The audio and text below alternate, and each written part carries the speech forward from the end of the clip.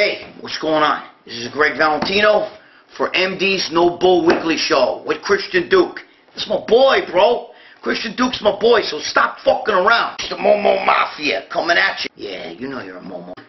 Get on MD, No Bull, and watch No Bull Weekly with my boy Christian Duque. And I love Christian. He's a good guy. Don't let the Mafia come give you a hit. Watch Christian Duque every week on No Bull Weekly with Christian Duque. Stop fucking around. Good morning, everyone. Christian Duque, MD No Bull Weekly, Episode 5, brought to you courtesy of IronMagLabs.com, your go-to source for all your bodybuilding and fitness supplements. Today is a beautiful Wednesday, July 19th morning, and have we got a lot to talk about today. Greene in India, Flexatron Psych out, Dennis James and Dennis Wolf training together, Boston Lloyd calls out Reagan Grimes, Masters Nationals, functional muscle, and a message to Shawn Ray. Okay, so let's get started with Greene, as if we have not talked about him enough. He is in India. There are videos all over the place, him getting mobbed. There's one video that Aaron Singerman took that I put on my Instagram and then I put on my Facebook, and Greg Valentino was like, where are all the women at? And I was like, I don't know. And I tagged a bunch of people, and one of the people was Ron Harris, and he couldn't find any women either, which, yeah, it's whatever. It's whatever. And then there's another video of him being fed cake by a couple of dudes or whatever. I don't know. It's just bizarre. But what's even more bizarre than all of that, and the ribbon cutting and the boarding and exiting of Learjets, what's even more bizarre, like 10, 20, even maybe 100 times more bizarre, is the fact that this guy could win the Mr. Olympia, but we do not know if he's going to do it. We don't know if he's going to sign a contract. We can see all these photos emerging. He looks fantastic. The last Raw Online report that I saw, Ron Harris asked Kevin Levrone, the Maryland Muscle Machine, what he thought of Greene, and he said, well, my God, basically said that the guy is dialed in and he's ripped and he's balanced and he could, be a force to be reckoned with at Mr. Olympia. I mean, Levrone doesn't just say that about anybody, and we don't know heads or tails what Greene's going to do. You know what I mean? It's crazy because it's a huge disservice to the fans. It's a disservice and disrespectful to his fellow competitors. It's a disservice to Weider AMI because they can't promote someone who may or may not do the show. And it's just so selfish of the guy, you know what I mean? And I just really don't know what else to say except for the fact that I can't make sense out of it. I really can't. He's not getting any younger. The Mr. Olympia is the only title that determines the #1 bodybuilder in the world. It's a very, very small, very, very elite club. He could be in that club, and I don't know what he's thinking. Okay, so let's talk about Flexatron, Shawn Rhoden. Now here's a guy dying for media attention, and deservedly so. Second runner-up at the Mr. Olympia, first runner-up at the Mr. Olympia.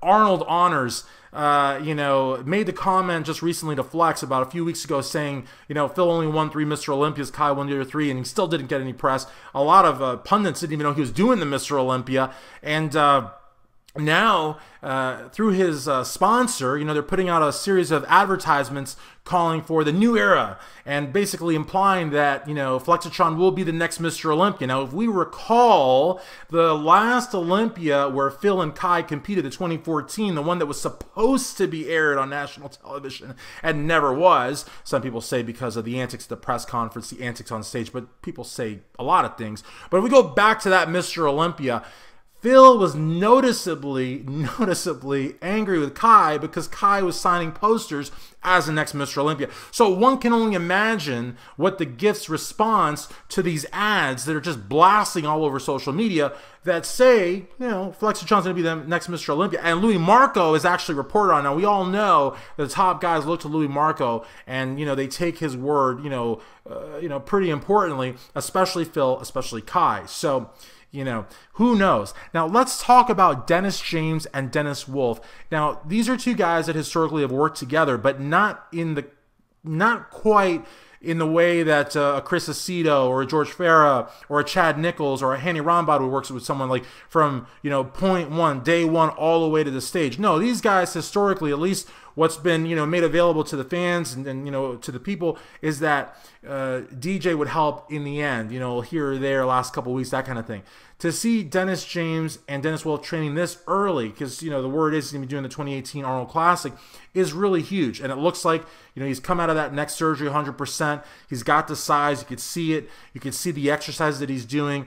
You know, he's very flexible. He's putting on the muscle mass again. You know, the pictures say a lot, but it's not just pictures. It's also videos. It's videos and pictures in different lights in different places. There's not a lot of manipulation. You can tell that something really great is happening. Now, if the 2018 Arnold Classic is anything like the 2017 Arnold Classic in terms of the fact that the top 3 Olympians won't be there, maybe because they don't want to peak twice in a year, they want to save themselves entirely for the big dance, I don't see anyone stopping Dennis Wolf in Columbus next year.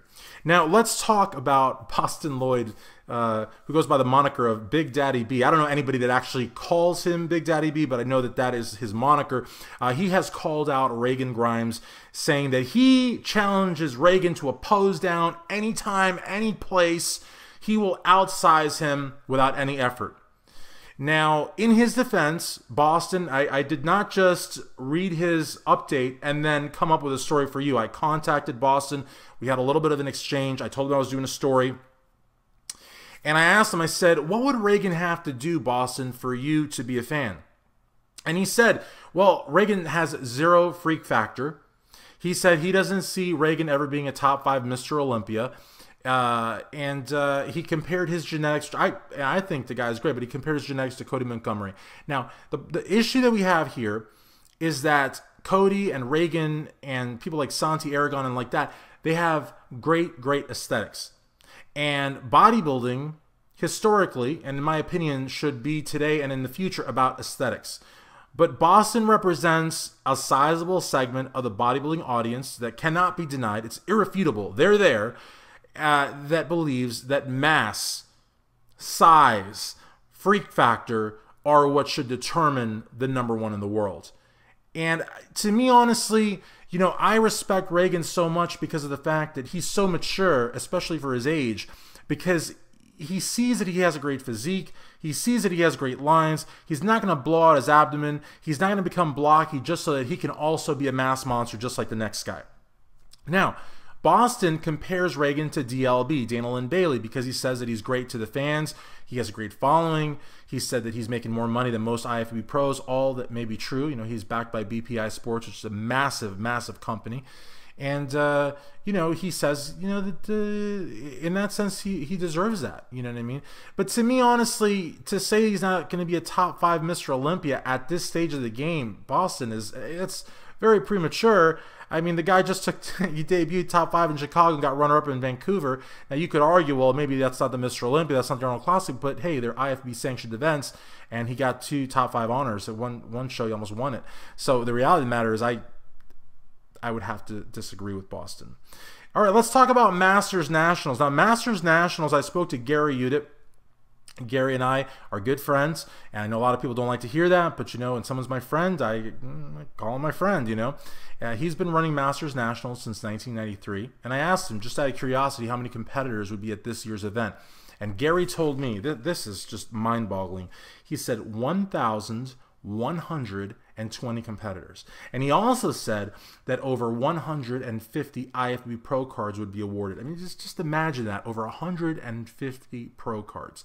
Now, a couple days ago, I interviewed a great guy. His name is Rob Kreider. And now Rob has been on the national level since 2002, getting thirds and seconds, coming ever so close, but not getting the pro card. Could you imagine, for 15 years, this guy's been on the national level, doing USAs and North Americans, and now Masters Nationals, and he's done another Masters Nationals before, but he never quits, never exhibits poor sportsmanship, you know, has never jumped ship like, you know, some have done to go to watered down federations that are here in 6 months and gone in another 6.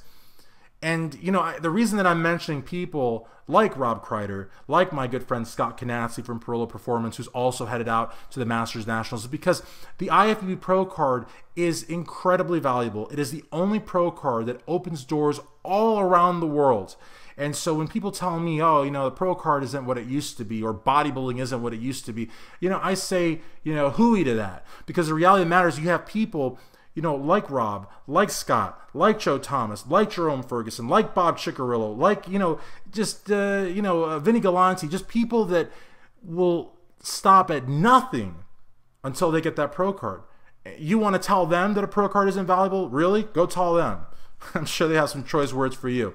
Now, the other thing I'd like to talk about now is Frank Budleski. Now, Frank, I met at this year's Arnold Classic. I did a great interview with him. He's with Team 5%. The guy is massive. And when I say massive, you have to understand, this is a company that has Paulo Almeida, the freak.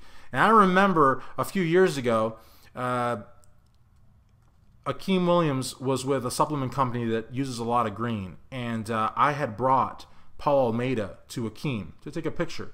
And Akeem's like, oh man, you brought the biggest guy here. That's how big Paulo was. Now, Akeem is actually pretty gigantic. He was gigantic then, but he's even more gigantic now. He's at Blackstone Labs doing great work. He just like pulled, I think what would he pull? Like, was it like 600 pounds for like 5 reps? And he was like chewing gum and watching TV at the same time. I mean, this guy's a monster. But Frank is bigger than Paulo Almeida. That's how big Frank is, okay?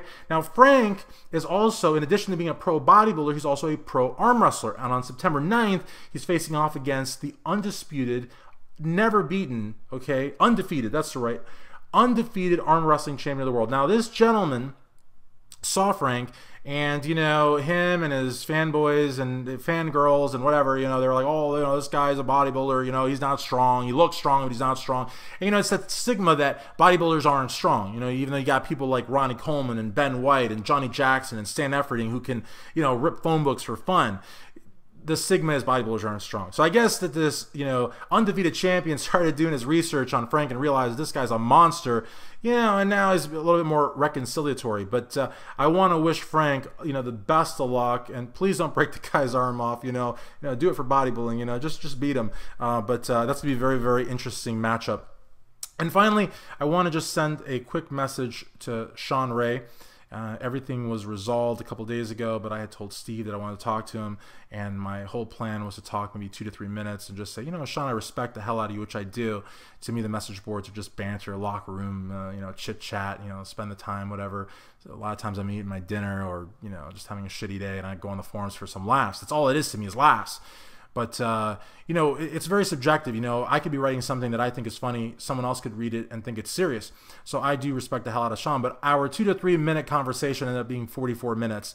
And I asked him if I could text him from, you know, time to time to see what he thinks of the show, maybe get some feedback, and he said I could. I have a world of respect for Shawn. He's been with MD for over 8 years, brought a ton of money to the magazine, a ton of content, Hall of Fame bodybuilder. I asked him if I could do this video, include him on the video, because I, you know, had no intention of doing it, but I slept on it. It's the right thing to do, you know what I mean? And yeah, I want to do it. So, till the next time, this is Christian Duque, MD, No Bull Weekly.